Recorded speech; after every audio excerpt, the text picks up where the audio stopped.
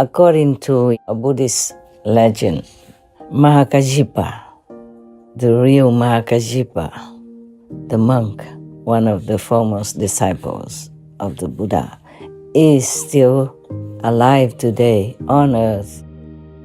I want to tell you about Mahākāśyapa so that you know how great he is, even as a human, as a person. Not to talk about a saint. He really is a saint. Just like the Buddha, he was a prince, but he renounced everything just to look for enlightenment, to attain Buddhahood. Mahākāśyapa was even married to a beautiful woman, the most beautiful woman that anyone could see at that time. In the evening, the girl was crying, after the wedding night, she was crying. And then Mahākāśyapa asked her what's the reason. So they decided that they would stay together, no problem, and help each other to find the master somehow. I want to thank you with Mahākāśyapa for being so kind to me. Thank you for the relics of the Buddha. If people have an open mind and are really sincere in their heart, then they will meet the master. Do not look at the appearance of the master. Look into his soul. Look to his experience of the spiritual way. Look to see if he can bless you. Look to see if he can lead you home. Please continue watching to find out more.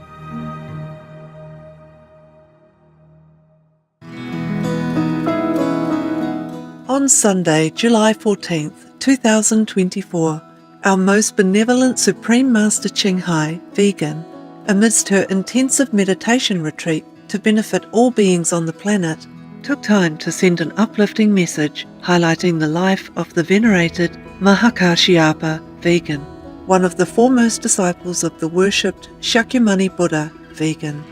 Master also revealed more of the gifts that Mahākāśyapa has sent her, her past life connection with him, and where in China his manifestation body is now living.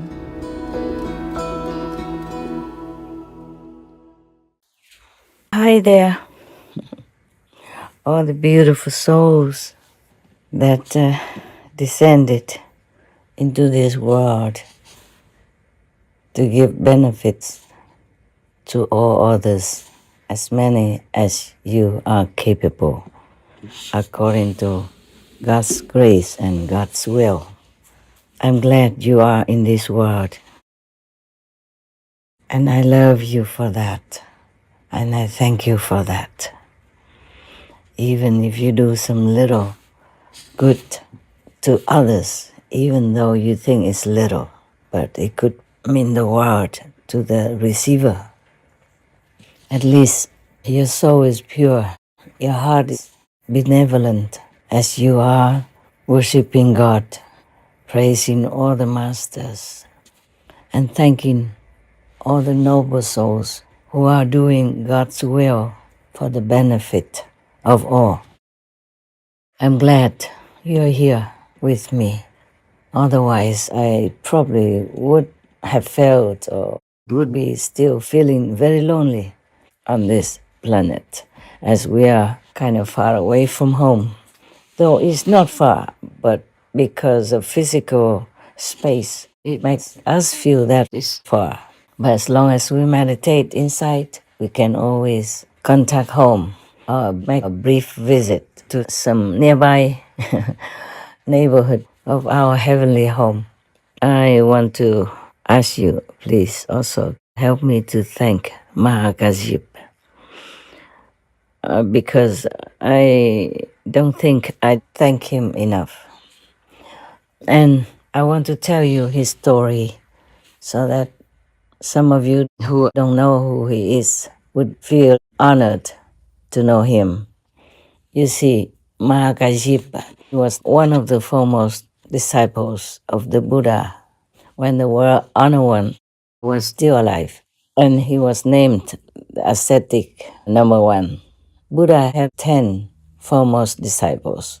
And some of them had a title, like Mahākāśyapa is ascetic number one. Maudalagayana is like magical power number one. And the great Anand is good memory number one. Yes. There are more. Sariputra is the wisest, for example. And according to a Buddhist legend, Mahākāśyapa, the real Mahākāśyapa, the monk, one of the foremost disciples of the Buddha, is still alive today on earth and meditating in a place, maybe a cave in a mountain, which is named Chicken Foot. Yes, so the one who had given me the Buddha Sarira, your sister wanted me to change the photo that they put on in the first place. They were not the ones that Mahākāśyapa gave me, so she wanted me to change it to the real photograph. I really want to see it now, but I'm kind of far. I couldn't get there quickly enough yet. Besides, I'm still in retreat. I don't want to go too far. I shouldn't. Once you are in retreat, you should be always in one place, as concentrated as possible in one place. Maybe you could be in the garden, but without seeing anybody and without letting anybody see you, so that you can harness all your power for some special purpose. Many people do retreat just to invigorate their energy and to harness all the power so that they can accomplish some task. Yesterday, I had a talk with my dog people. Sometimes it's telepathically only. Sometimes, if possible, by phone. And the dog people even know what I have revealed to you. I did not want to. I did not want to reveal it, what God made me. And after I revealed it to you, I asked God 3 more times whether or not it is the right thing to do, to reveal to you my real identity. Or if not, please let me delete these parts, because I don't know how people would react. And I also don't know how to react to their reaction. Yes, I just do not feel very comfortable talking directly, honestly, and openly like that about what I am. In this physical world, I'm just like you, but I'm connected with my highest self, and that is a different thing. Otherwise, I couldn't have enough power supply to do my work, which is a lot, and very, very heavy work. I want to tell you about Mahākāśyapa so that you know how great he is, even as a human, as a person. Not to talk about a saint. He really is a saint. He kept his discipline. In Buddhism, you have 13 very strict disciplines which you have to adhere to in order to be called the best ascetic. Like you cannot eat after noon, and you eat only 1 time a day.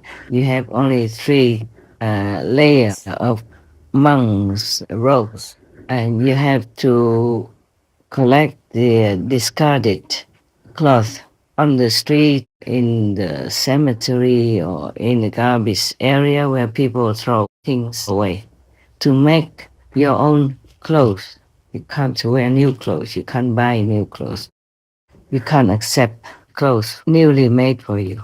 You do it yourself. You pick up clothes everywhere, wherever you can, and sew them together, one piece at a time, to make into good warm clothing to cover yourself with dignity. That's all you can have. And you have a baking bowl for going for alms, yeah? And take care of yourself once a day. And nowadays, Still, there are Hinayana monks who do the same or similar, but then they eat anything at all. They don't restrict themselves to veganism, which is a compassionate diet. Because in the beginning, some people just came and were not used to the vegan diet, so the Buddha allowed them 3 kinds of permissible animal people meat, like those animal people from whose flesh you're eating, you don't hear their cry when they die. Or an animal person that you know it's not because of you that she is being killed. Or the animal people who die naturally or by accident or old age, somewhere in the forest or on the street. Then you can eat them. But later on, the Buddha said, you should not eat that anymore. And he emphasized that whoever eats animal people meat is not his disciple. And whoever eats meat, he is not that person's teacher as well. At that time, Arya, or sage Mahamati, or great wisdom Bodhisattva Mahasattva, said to the Buddha, Bhagavan, or world-honored one, I see that in all worlds the wandering and births and deaths, the enlaced animosities, and the falling into evil paths are all caused by meat-eating and cyclical killing.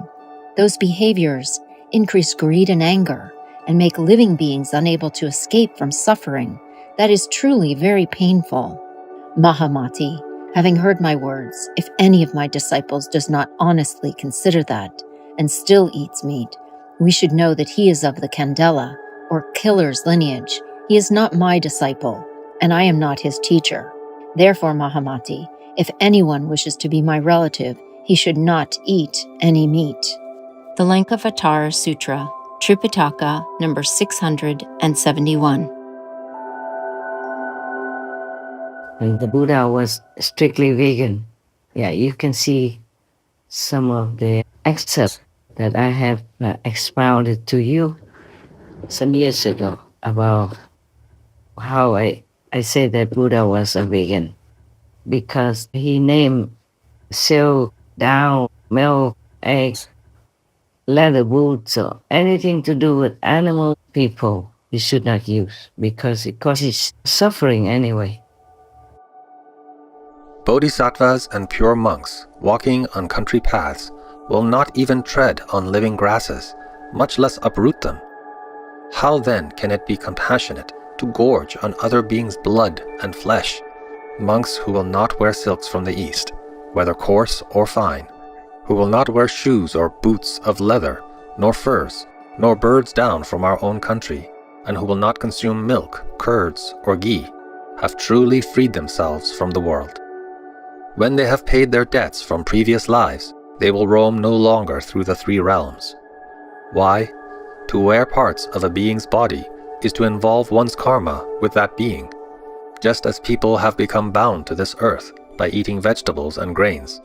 I can affirm that a person who neither eats the flesh of other beings, nor wears any part of the bodies of other beings, nor even thinks of eating or wearing these things, is a person who will gain liberation. What I have said is what Buddhas teach. Mara, the evil one, teaches otherwise. The Surangama Sutra. Even if that animal person is not killed because of you, if you eat it, then people will have to kill another animal person to sell to other people who want to buy, because you have eaten that portion of animal people. So there's one person missing, one chicken person missing. So if somebody wants to buy, they have to kill another chicken person to sell to you or to them. The Buddha taught compassion in all of the scriptures that he preached during his lifetime, which was many decades. So if a monk is supposed to follow the Buddha, he should adhere to compassion. That is normal. You do what your teachers do. Besides, it is, should not do things. You should not kill others to sustain your life. Just like you wouldn't want to be killed to sustain other beings' life. You wouldn't be willing to be killed so that a tiger can be filled, huh? No. So similarly, a chicken, a cow, a pig, a goat person would not want to be killed to sustain your life, to fill your stomach. If a monk is wearing, monk's robe, which is very dignified and represents liberation, represents compassion, and just sit there, munching, biting, gnawing, jumping a chicken person's leg, then I would feel very put off. I saw it before in some Hinayana Buddhist country, and it was really a sight that I would not want to see again. At that time, I was still, married, a householder. And then my husband and I traveled in many Asian Buddhist countries. He took me to those countries for vacation because he knew I was a devout Buddhist. In my house, we had an altar, flowers and fruit for the Buddhas. And he even planted flowers and, cut some for me to put on the altar for the Buddha. When he saw some flowers withered, he changed. And he planted some flowers in the outside garden for that purpose. And now, some people argue that the Buddha had advised that the Buddhist followers could eat 3 types of animal people, meat that I have mentioned above. But later, the Buddha didn't allow it anymore because the disciples had grown up. They should be used to the vegan diet, which is better, compassionate, and it's befitting a benevolent person, such as a monk. So even in some other sutra, or maybe the same sutra, some monk asked him what to do if when he went out for alms, some of the followers give them animal people meat with the rice or other vegetables, what to do? The Buddha said, take that meat part away and eat the rest. So overall, everywhere almost, the Buddha always advocated the compassionate diet, which is the vegan diet. Okay. Now, even if the Buddha did not force you to eat vegan or allow you to eat the 3 kinds of animal people meat, I would not want to. Why would we do that when we have plenty of food? Even nowadays, oh God, we could never eat all of the food that is produced, not to mention about the no-pain food that I adhere to. But not often, even if you just can live with brown rice and sesame, that would be also okay. So I don't think we should argue about eating animal people, meat or not eating meat, the 3 kinds of pure meat or not. We should not, because to be a monk is really to be in a noble position. For me, Yeah. And the example that you make by the way you live your life is enormous to the faithful. They copy you. They learn from you because they respect you.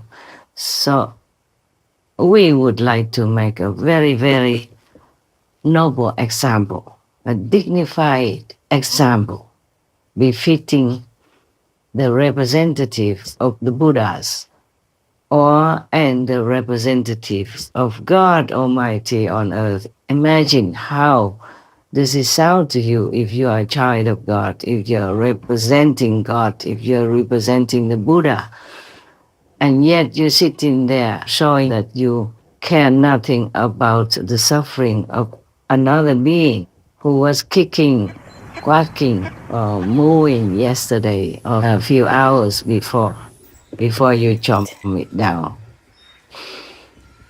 It's just normal common sense. For me, yeah. For you, of course, I think it may be the same. Most of you are the same, except some new ones or some at a lower level have less sensitive feelings. But for me, even though there's no pain food, I myself cannot even personally pluck them to bring in and eat when they are still alive. In the garden, for example. If it's already sold in the market, then I could maybe, but even then, I don't feel very good. I prefer not to eat them. I prefer just like brown rice and sesame. There is enough nutrition for me to do all my heavy work, mentally, intellectually, and all kinds of other aspects as well. But still, if I can live on just very simple food, then I will be very happy. I wanted to tell you about Mahākāśyapa. Okay, Mahākāśyapa, he's supposed to be still in that chicken foot mountain, and many people went there for pilgrimage and buying souvenir stuff from there. They believe the souvenir have blessings from the great Mahākāśyapa. But he himself, the real monk, is staying in that mountain. Nobody can see him, of course. He's hidden inside a cave within the mountain. But he himself has just a manifestation body. And that body is in China as a human, just doing what we're doing as a human. So you see, we all have a duty. Even as you are human, but who knows, maybe you came from a higher heaven. And you are still in the higher heaven, your soul, your real self. And you are connected here on earth with your physical body through this kind of silver cord that keeps you alive on earth. As soon as that cord is cut or severed in some way, then you can't stay alive anymore. So Mahākāśyapa has a manifested physical body on earth. Just like a human. Just like I told you before, the king of karma lives near Australia. I don't want to tell you. I don't want you to go there, run around looking for him. As a human, in a human body, but he is a king of karma. And he's still doing his job, both in the human world as well as in the invisible world, like astral world, for example. We talk sometimes, yeah. Now, Mahākāśyapa was a great being, a great saint. As a monk, he lived totally opposite to his life before in the mundane world. He was the son of a very rich family, so he had everything he wanted and lived in luxury. But since young, he always wanted to be a renunciate, to practice spiritually. He didn't want to stay in the house, continue his business, or enjoy the luxury. Just like the Buddha, he was a prince, but he renounced everything just to look for enlightenment, to attain Buddhahood. Mahākāśyapa was even married to a beautiful woman, the most beautiful woman that anyone could see at that time in that province, or maybe in the whole country. Excuse me. I want to tell you why I cough, but I wonder if I should. Let me ask. Yeah, don't worry, I'm not really sick or anything. It's just the karma that manifested from my interference with some war people. Namely, this is the king of karma even told me himself, because I didn't bother so much.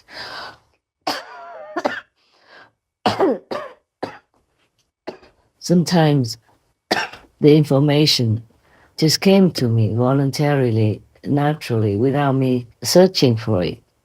Or maybe sometimes I think about the question in my mind and then some king of different department would tell me, would give me a message.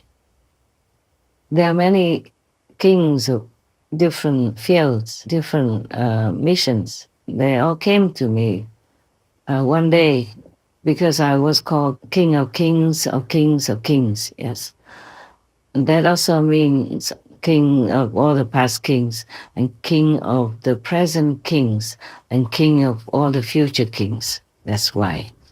And there are many of them.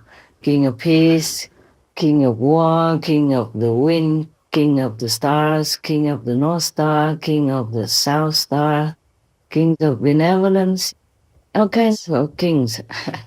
Even King of the zealous demons, or King of zealous ghosts. They all came to me one day. When was it? Was me last year then? Last year, sometime in April, yes. Some occasion, they all came just to pay respect. I don't bother them that much because they are busy. They're doing their job. And only when really necessary for some information, I would call upon them and we talk. So we don't talk a lot like the way I talk to you. I wasn't aware of such a serious name before. I thought it was too long and they should cut it short. If they want to call me King of Kings, okay. And the other ones that just say, okays. Okays means of kings. K okays.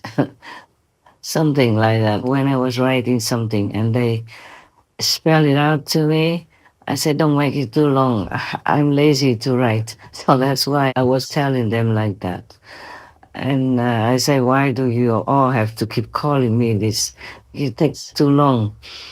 Because sometimes they have to spell it to me and they don't call me just you and I. They call me King of Kings of Kings of Kings. And it's just too long for me. So one day they all came and say, this is why we call you King of Kings of Kings of Kings, because you are our king. And in the future, when other kings come, you will also be their king. And in the past, you were also king of all the kings. So now you know also all these questions in your mind, why I have this and that title. I didn't ask for it.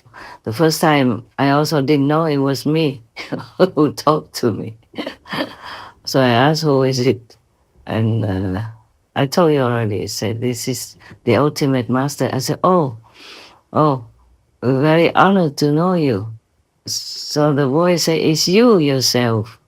There was an accompanying being next to the King of Kings who would tell me this and that and others. Introduced my title to me, which I never thought of. Too busy, and what for? Even if I'm King of Kings, what good does it do me anyway, yeah? I renounce everything already.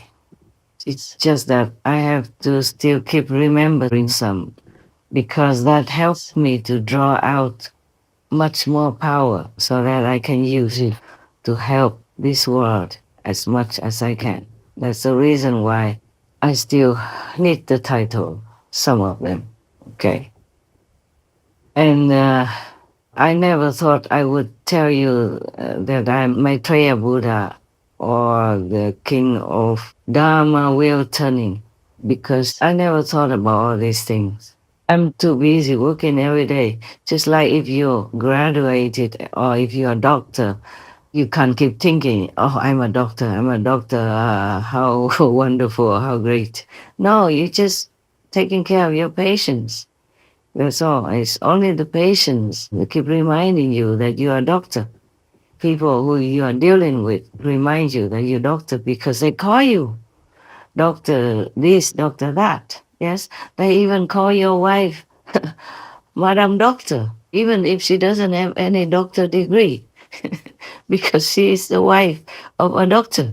Yeah, in German they call a doctor's wife also Mrs. Doctor. Yeah, Frau Doctor. So it's nice. See, if you're a woman, uh, and you want to become doctor, just marry one. Very convenient. You don't have to study many, many years and work so hard for your doctor degree. Mm.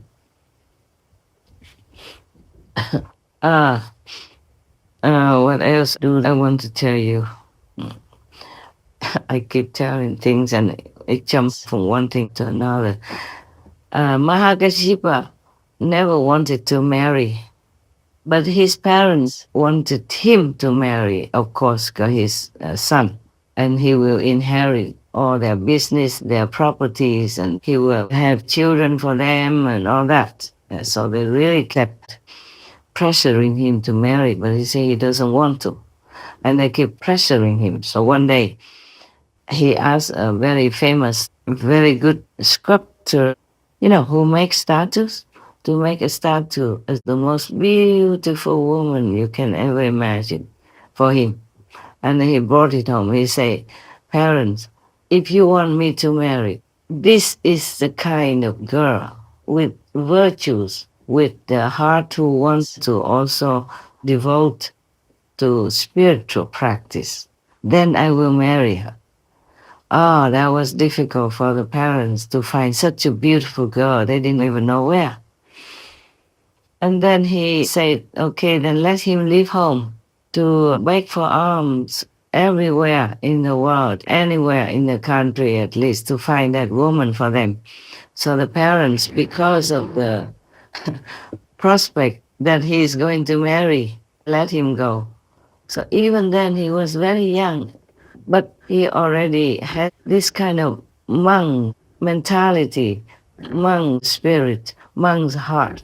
So he went out, left the family behind, taking nothing, and with a begging bowl, went for alms and walked from one place to another, making that excuse just to find a spiritual teacher worthy to teach him.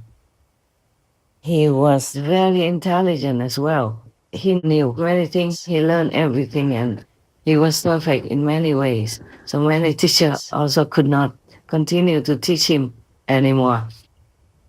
But as fate would have it, the parents somehow had a friend who found this beautiful girl who looked exactly like the statue that he had made, even though he never met her before.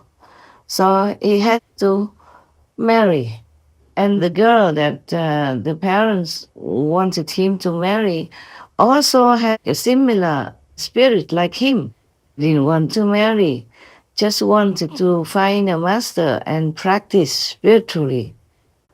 So somehow she was very sad to have to be forced to marry because her parents were so eager to marry her because his family was very, very rich and he was also good looking, educated, virtuous, gentle, sweet and all that. So she could not, argue with the parents. In the old times, whatever your parents said to you, you just had to obey.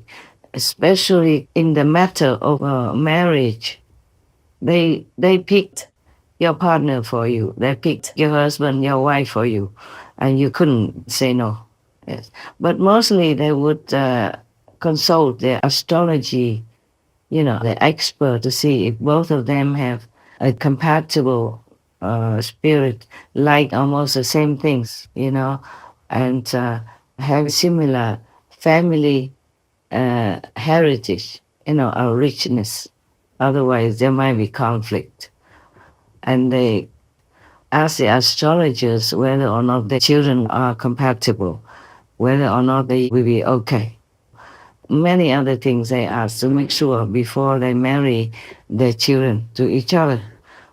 If that family has money and all that, otherwise, if it's just a poor family, they just do it. Mostly, maybe they couldn't care too much, they couldn't afford too much.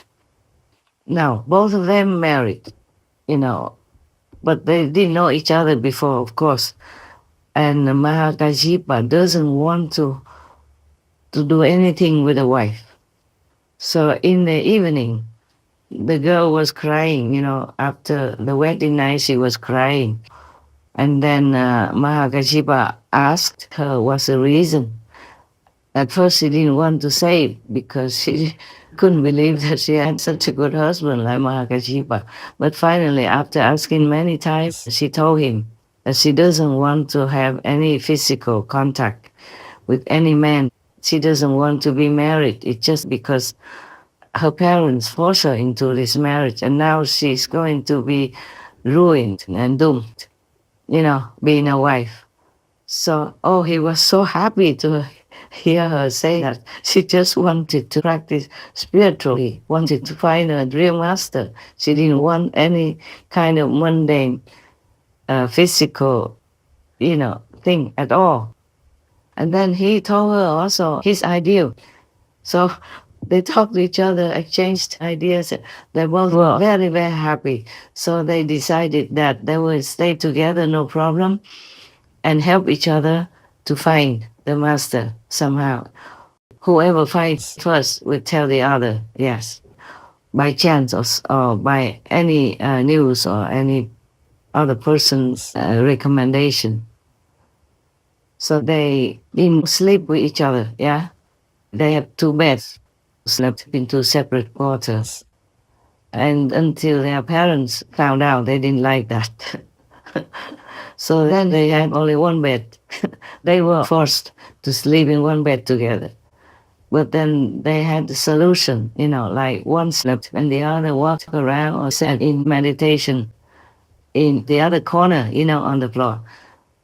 And they took turns to do that. Therefore, they never had to sleep together, touching each other in bed. That's the kind of marriage they had. After they married, one day, the wife was eager to maybe like run away or something to find a master to practice, to be liberated, to be enlightened. But Mahākāśyapa told her, just wait a little longer, We can't just leave the parents like this. And he was very filial as well, and a good son. So after some years, the parents died. And then the son, Mahākāśyapa, sold all the properties and shared it with the servants who have been working in his house in his parents' time since he was young, and also gave it to the poor people in the vicinity. And then both of them just went on their way, just left a little bit, enough for survival. Mahākāśyapa said to the wife, the road is long and rough outside, so you stay here, wait for me. If I find a master, I will come back for you. So Mahākāśyapa kept going everywhere, and he found many so-called masters, but he didn't feel like they were worthy enough for him. And then one day he met Sakyamuni Buddha, and just after some conversation, he knew this was the one. He was so eager to be his disciple. He knelt down on the floor and begged for it. And so he became the Buddha's disciple, yes, a monk. And then he was so happy, studied with him, went out begging and then studied and meditated. Everything was so good and peaceful. That's just the way he wanted. And he became an arhat in no time. But because before that, he had even been going out baking and eating only once a day already. So when he followed the Buddha, he continued the same. And Buddha praised him. And Mahākāśyapa, when he was very old already, the Buddha even advised him, told him that he should eat some better food with them, with the Sangha monks, so that he would have better health, a better body. But Mahākāśyapa said no, he cannot. He was so used to eating 1 meal a day, he used to this kind of discipline, 13 rules of discipline. So he could not change. So the Buddha said, okay, it's good. You can stay that way. Yes, as long as you're all right. And Mahākāśyapa was all right, and he is still all right. And I'm very indebted to him. I want to tell him again that I treasure the gift of Buddha's Sarira very much, very much. I don't know how to find words to express how much I appreciate it. And Mahākāśyapa also sent me a bowl, like an alms bowl, a begging bowl, and some small pieces of yellow cloth. Mahākāśyapa is still sitting in Samadhi in Chickenfoot Mountain, waiting for Maitreya Buddha to appear in the world.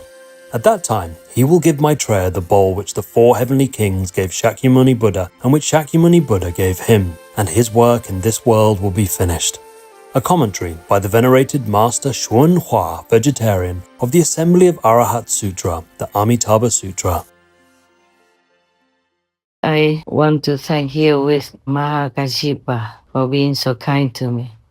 We were friends in earlier lives, and we were good with each other, compatible.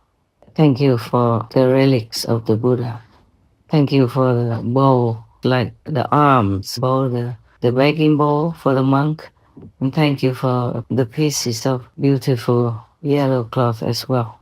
But I guess I can't use any of these things that you have brought. The relics are too precious to just use them for anything else. And the bowl, I think I keep it for a souvenir. I'm worried if I use it to eat, then it might go kaput by chance somehow. So I want to keep that for a souvenir and for revering. And nowadays, you can't wear chasa, monk's robes, and then go around begging with a bowl. No. It's very difficult to live like that nowadays. Unless you are in some very devout Buddhist country, India, Sri Lanka, Iraq, or Burma, etc. Over there, they understand Buddhism and they know if you want food. But in our time, Mahākāśyapa should understand, the Buddha also understands that it's very difficult to go out begging, especially for a woman. And I'm not that young anymore. So I just eat like 1 meal a day in the house, and I have to do so much work, homework, inside, outside. So if I keep going out and baking and coming back, I don't think it'd be convenient for me. Even though I would love that free life so very, very, very much. Now, Mahākāśyapa, he was already an ascetic, so spiritual, he learned some with other masters before the Buddha.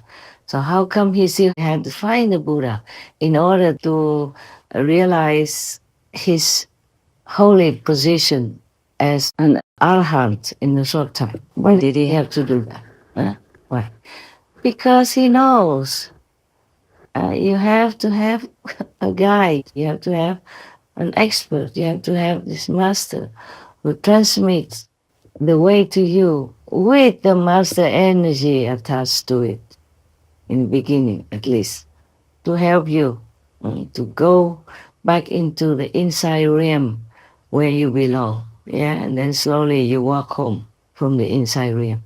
If you don't have a master, a living master, a living teacher, then no matter what you do, you can say that 99% is not fruitful. Even if you can achieve some meditative power like a seer or some yogic power or something, it's not complete liberation, it's not Buddhahood. You will be reborn again on earth, and then God knows if you can still continue to control your life in virtue, morals, and beauty or not. Without a real transmission of inner power to you, to open your own power, it's a very slim chance that you could enlighten yourself and reach liberation, or if learning some other method that is not suitable, that is not the ultimate. And after Mahākāśyapa sent for his wife, she came study with the Buddha, and in a short while she became an arhat also. It means saint already. During the Buddha's time, sometimes the Buddha just talked to somebody, they came and talked to him, and the Buddha explained to him, expounded to him the truth, and then that person became enlightened and attained some level after meeting and talking to the Buddha. It's not because of the Buddha's talk or voice. It's because of the power emanating from it. And also that the Buddha will teach that person a method to practice. Maybe light and sound method, the way you are practicing. So it is not like you can just repeat or learn from somebody else, second or third hand from the Buddha. That means produced from the Buddha's teaching, and then you can be enlightened. You see, it has to be a living teacher. And many other monks also like Ananda and other persons, they have to be under the Buddha's merciful guidance with tremendous power from within the Buddha himself. Because he doesn't just impart to you the right way or even a mantra, but he imparts to you also his energy to support you, to uplift you, just like a blood transfusion until you become well on your own, which in this Dharma ending time is rather more difficult than in the Buddha's time. But we can make it, and we have made it up to now. We still can continue to make it. And we will not leave the suffering people or beings as long as we're still alive. We try, even though it's hard, it's heavy karma, and it's all kinds of restrictions and limitations. For example, how I live my life now, it's like imprisonment. I can't even walk out, go even just a few hundred meters for a walk or anything like that, you know.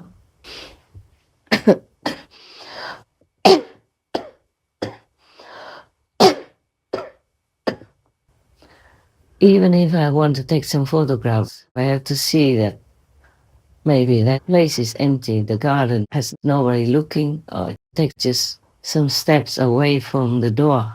You know, when it's a quiet time and the whole area is empty. Yes. And then when I come back, I have to pay for it, you know, spiritually. I have to make it up more, meditate much longer. But then it's quite busy sometimes.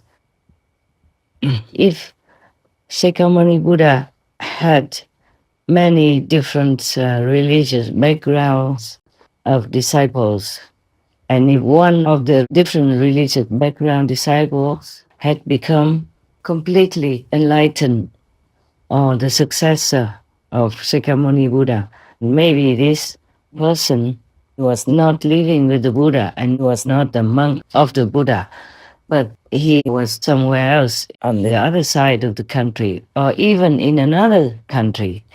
Then, according to his master and the Buddha's order, he would either give initiation in his hometown or anywhere else and keep the appearance of his own religious background.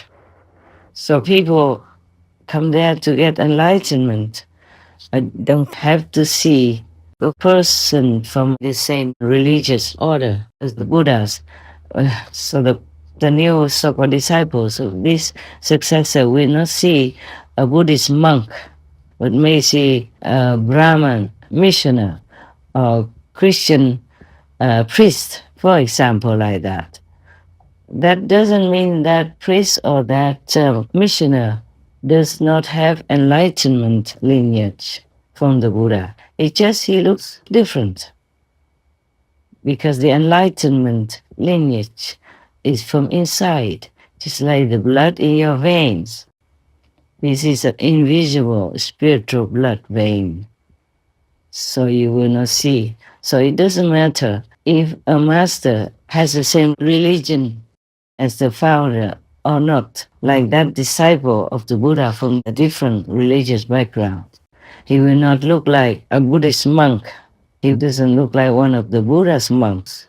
He might wear the Christian clothes of a priest, or he might just wear a Brahmin kind of traditional dress, or he might just wear ordinary clothes, but he is enlightened and he is a successor.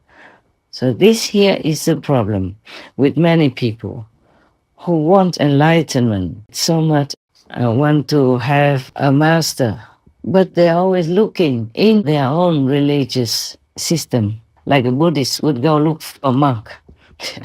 A Christian would go look for a priest. And same with many other religions. It's like a river. It doesn't have to flow in the same direction all the time. Sometimes it goes underground and then comes up again in another location. And you might think that is a different river, but it is the continuation of the original river high above from some mountain somewhere. So if people have an open mind and they are really sincere in their heart, then they will meet the master. Do not look at the appearance of the master. Look into his soul. Look to his experience of the spiritual way. Look to see if he can bless you. Look to see if he can lead you home, give you enlightenment. Enlightenment means light. And light, you see? So if he could give you immediate enlightenment, just like the way we do with the Kuan Yin method, then you will see the Buddha's light, God's light, or whatever name you call it. And then you will know that Master is capable. Or he can help you to hear the inner melody, the inner sound, the sound of no sound. That is how you know that Master is truly, completely enlightened, or at least an official successor of the enlightened Master. In the Holy Bible, the disciples hear the sound of thunder where there was no thunder, the sound of a trumpet where there was no trumpet, the sound of many waters where there was no water, of river or ocean. They see light as bright as fire where there was just a fresh living bush. In the Buddhist Diamond Sutra, Buddha said, "Do not look for appearance or sound from the outer world, because one cannot see the Buddha there." The Kuan Yin method gives you immediate inner experiences of the inner world, of inner light without light, of inner sound without sound. It's all from God's direct inner teaching, from Buddha's direct inner teaching. That's what you must know to be liberated in one lifetime, in this lifetime. Even in the Dharma ending time, in such a desperate, troublesome, and dangerous time as our time. So it depends on your luck, hey? Okay, but the criteria is that you have to see the light of heaven and hear the voice of heaven, the word of God, the teaching of the Buddha directly. That's the criteria. Because if you look for your own religious kind of system, the priest, monk, mullah, imam, prophet, or whatever you name it, then you might be disappointed. Because as I said, like the river, it runs elsewhere. It doesn't stay in that same place all the time. After a while, it disappears underground and then it emerges again elsewhere. So enlightenment is what you seek, not the outer appearance of someone who should impart that enlightenment to you. So just to say that you can be enlightened alone without the Buddha, without the Master, is something almost like impossible. Like you polishing a brick, hoping to make it into a mirror. No, not at all, no good. And even if you meet somebody, maybe a monk, a priest, a mullah, a maharaji, and you might think you found the right one. Just after initiation or in the beginning or before, You wake up from your samadhi at the initiation time, and you might see the master become exhausted. And sometimes if you have your third eye open or your clairvoyant ability with you, you can see the master maybe being punished, being beaten up by those negative demons that jump out of your being, and other initiates at the same time. And maybe the master can get very sick, either immediately or, a little while after. And then she needs to recover her spiritual strength. So we really are in debt to all the masters in the past and present for sacrificing themselves to the utmost. Some disciples have very heavy karma, but the master never asks what he did before, how he will repay his kindness. No, nothing. It's all unconditional. It's all love, guidance, and truly caring in God's grace. You feel the love. If truly is a real master, the moment you meet them, you will feel something that lifts you up. Even if they just give you a test, like, okay, close your eyes and recite this Buddha's name or your religious founder's name, then you immediately will enter into samadhi. Or before, it did not even need to tell you any instruction yet. Yeah, because our master power is beyond imagination.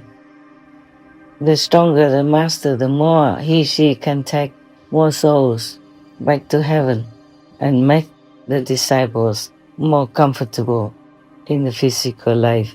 Until then, only the lucky ones in the world truly meet the good master. Okay, if I have any other things to tell you, I think I talk more later. It's no rush. May God bestow upon you all the best. Not necessarily money or possessions, just the best. May you be well, may you be blessed, may you be loved. Know it and feel it. Please do meditate well. Thank God, praise God. Thank the Master, praise the Master. And you will be graced with abundance, physically, emotionally, and spiritually. Amen. So long. Most merciful Master, we are ever grateful that you continually share such precious spiritual knowledge that we otherwise never would know to inspire and elevate us all. You set the absolute best example of how we should conduct our lives. Our deepest gratitude for reminding the world again and again that we must seize the very rare opportunity to gain self-realization while we still have a human body by finding an enlightened master and practicing the meditation method they impart. May God Almighty ensure everlasting serenity, calm and security for Master, as well as the very best of health and wellness. To learn about the fairies who inhabit plants and how they've shown their love and respect to Master, the reason Master eats only one meal a day, and the negative effect on Master from shouldering the karma of certain soldiers who've returned home from war, please tune in on Tuesday, July 23rd, 2024 on Between Master and Disciples for the full broadcast of this message. Also, for your reference, please check out the previous related Between Master and Disciples messages, such as The Buddha or Messiah we have been waiting for is here now, the preciousness of the human body, cause less pain and karma, plants to eat, etc. To view these and more related Between Master and Disciples messages, all free for download, please visit suprememastertv.com and search for Story Mahākāśyapa.